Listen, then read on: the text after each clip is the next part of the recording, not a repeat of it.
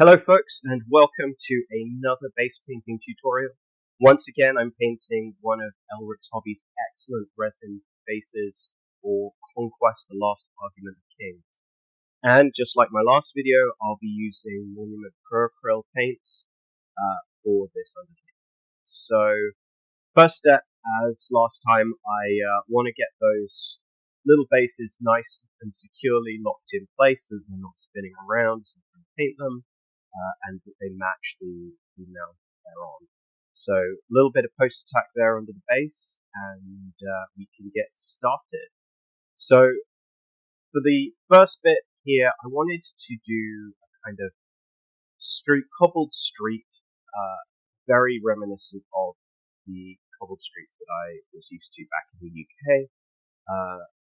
A lot of those are grey and grey and grey, which is a little bit boring, so I wanted to use a little bit of red brick here for the street surface. It's not a particularly common sight in the UK, but it does happen here and there, and I think it makes a nice contrast to the grey slate kind of paving slabs next to it. So that's what I went with. We're starting with the burnt red. So we are using a broad brush at a very sharp angle with a fairly small quantity of paint on it. If you have too much paint in the brush, you're going to flood the surface of the model and the paint's going to get into those recesses.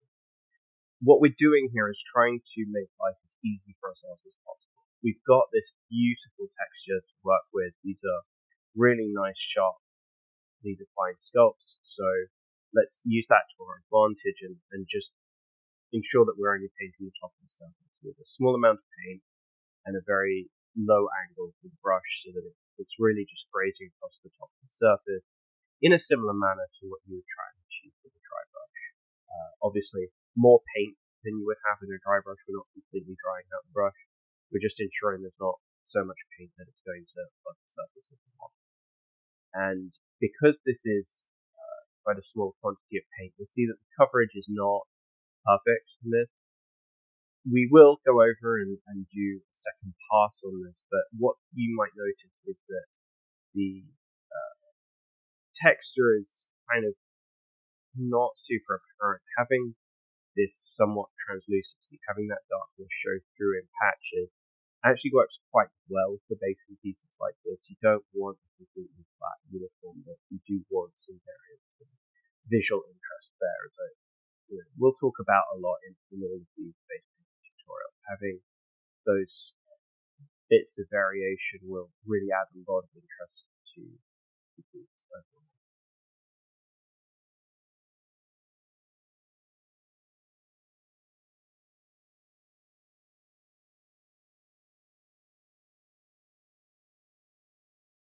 So with the red cobblestones painted up, red brickwork painted up, the next step is going to be to start painting the paving slabs. And for this, we're using dark camo green. A little bit of an odd choice here. Obviously, we're going to end up with fairly grey paving slabs, but I wanted to shift that grey colour away from neutral and give it a little bit more contrast with the red, which is why I shifted to green, complement of red. Not heavily so, it's not going to be jarring, but it's just going to give a little bit more variation. We're also going to be covering a lot of this green, so it's not going to be super apparent that I've actually just painted this green by the time we're done with it.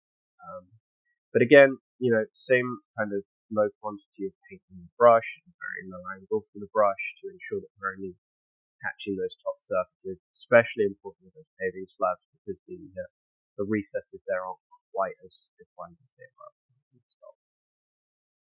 So now it's time to start knocking that green back a bit with a little bit of dry brushing here. We're going to do this in a series of stages, as you'll see.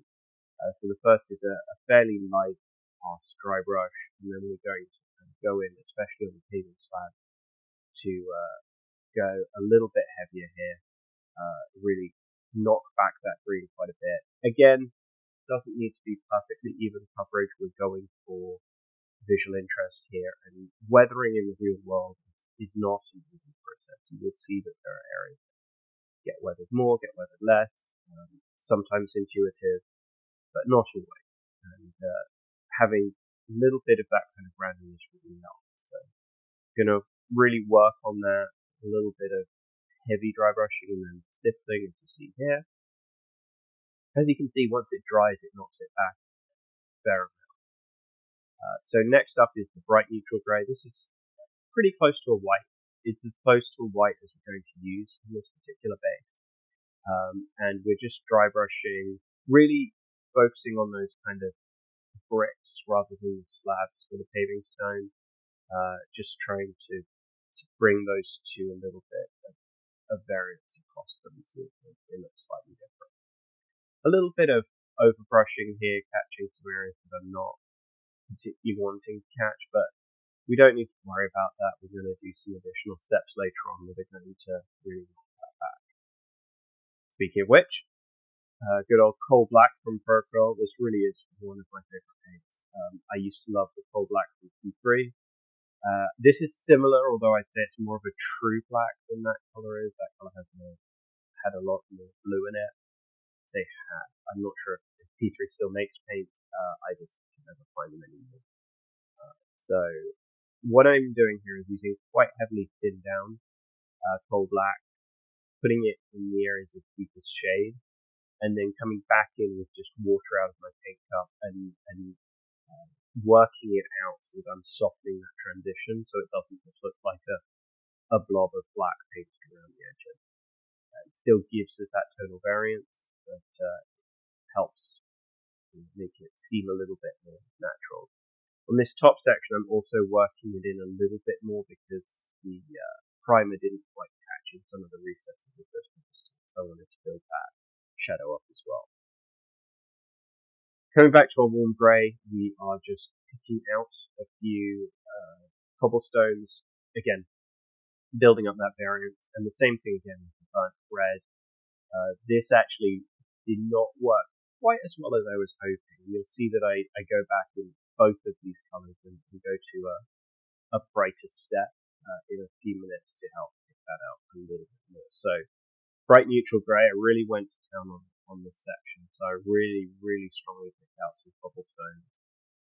In hindsight, I think it may have been better to have done this before I started doing that Coal Black washing, and I could have knocked this down a little bit, but still had it stand out from the cobblestones around it.